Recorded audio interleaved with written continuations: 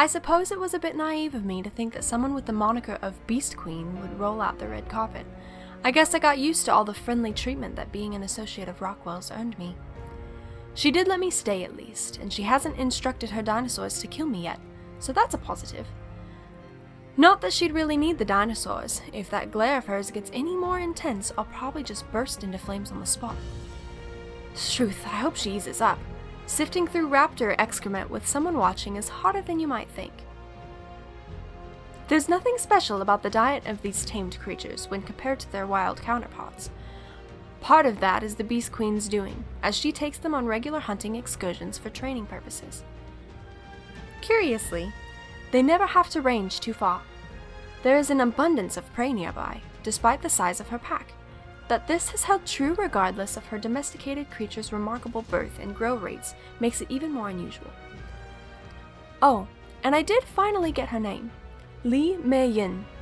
She's gotten a little less glary too. In hindsight, maybe starting by studying her animal's feces just gave her the wrong impression. The most interesting thing that I've observed about Mei-yin's animals has been what they don't do. They never fight. Among creatures that have been domesticated for generations, like cats or dogs, that's normal. But there's a reason zoos keep their animals in separate enclosures. Certain instincts are hard to curb, and there should definitely be more disputes among such a diverse group. Mei-yin has even integrated a herd of herbivores into her army, as their thick hides have proven resistant to fire and explosives. Yet despite being surrounded by carnivores, they remain untouched. It doesn't make sense.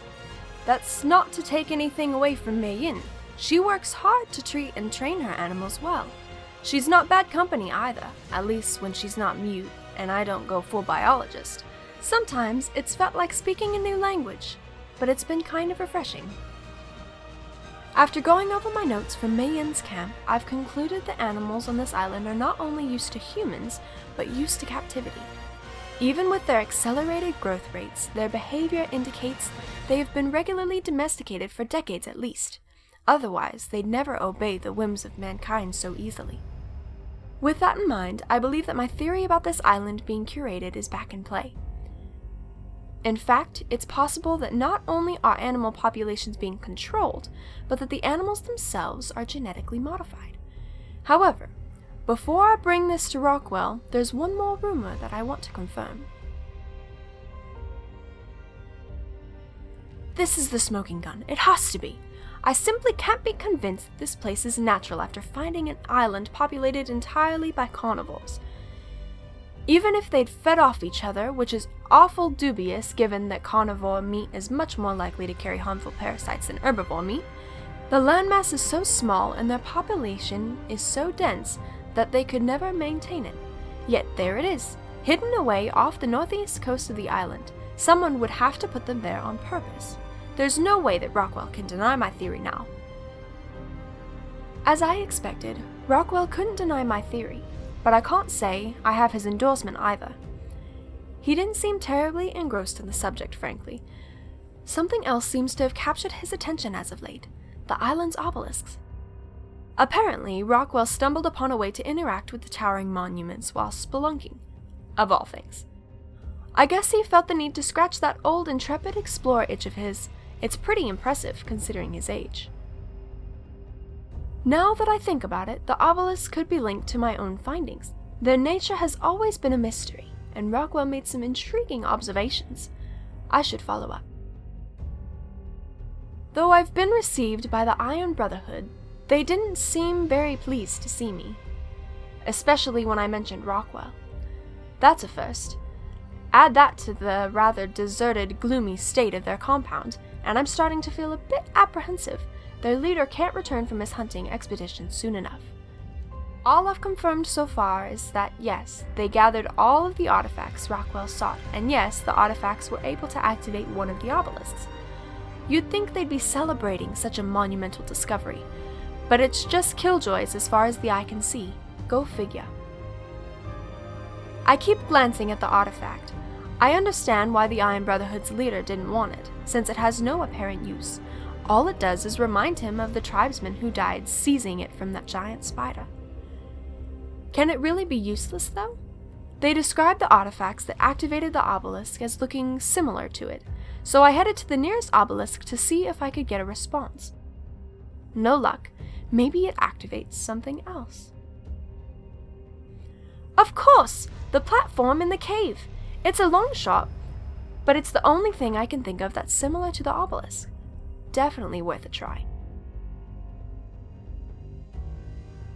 Unbelievable!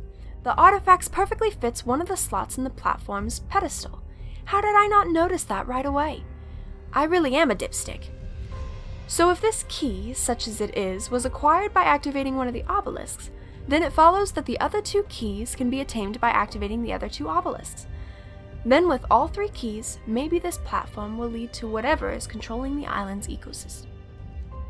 If the other obelisk work the way that the first one did, that means I have to find a whole mess of artifacts first, and I don't think I can do that alone. Well, the Howling Wolves are quickly tracking down the artifacts, but after hearing about what happened to the Iron Brotherhood, that's as far as they'll go. It's understandable, but it leaves me in a tight spot. If a giant spider and I get in a scrap, the spider's winning for sure. Even with Athena on my side, I prefer to avoid danger, not to confront it. My aim's piss poor and I've got fists like marshmallows. If I want a fair go at actually surviving whatever happens when the obelisk activates, I'll need backup. Negotiation notes. Don't mention feces. Don't look directly at the glare. Bring chili, unburned. Now I know you don't get a nickname like Beast Queen without being one tough lady, but when I saw that giant ape, I still thought we were buggered. Fortunately, Mei Yin's got more intestinal fortitude than yours truly, and somehow, someway, she was able to pull out a win. Glad I'm on her side. I already found the second key, but I want to take a look around here before we head back through the portal. This ape either lived here or was released when we activated the obelisk. Finding out how it survived in this isolated environment or how it got here could prove useful. So these are the conquerors that I heard about way back when. Not a great first impression. Mei Yin and I weren't quite mates, but watching her creatures get slaughtered like that certainly wasn't pleasant. I'm not a fan of the prisoner lifestyle either. The leader introduced himself as Gaius Marcellus Nerva, and he's not a complete bogan. I'll give him that. He let me keep my personal effects and our conversations have been civil so far. I get the feeling that'll change if I don't cooperate though. Not that I have much choice, they already took the keys. The only way I'm seeing this through is as a guest of the new Legion. This Nerva bloke's fig gem incarnate. He seems to think he's Jupiter's gift to the island or some rubbish like that. I think his ego was actually tangible when the Legion returned from the obelisk with the third key and the head of a dragon in tow. Sadly, as much as I would enjoy seeing him fall flat on his face, I need him, and I need the new Legion. So when he asked me to guide his forces in the hidden cave, I obliged without protest. What he'll do with me afterwards, I don't know. When Nerva and his band return from the cave, they'll decide my fate, so this may be my final chance to reflect. I may well take advantage of it. I realize that I just ignored the signs and accepted this paradise at face value. I'd still be happy and free. Would that have been better? I don't think so. After a lot of thought, I decided I'd rather die seeking the truth than living in an illusion. That, as Rockwell would say, is the path of a true scientist. Not that I'm Galileo battling the church or anything, but hey, it's something to hold on to. Well, I'm not dead, and as it turns out, neither was Mei Yin. In fact, it was her who freed me and insisted we follow Nerva through the portal in the cave. A horrifying scene awaited us. All of Nerva's men lay dead amongst the shards of a mysterious metal, but Nerva's body was missing. Forgetting my present company, I suggested a peaceful approach if we encountered him. That earned me one hell of a knockout punch. When I came to, I searched the whole station, but the only signs of Mei Yin and Nerva were a few ounces of dried blood, no bodies, and no victor. There, floating outside the window and surrounded by machinery, was the very island that I had been living on. And it too was orbiting high above the Earth along with countless other stations just like it. The ecosystem on the island wasn't curated, it was simply artificial from the ground up.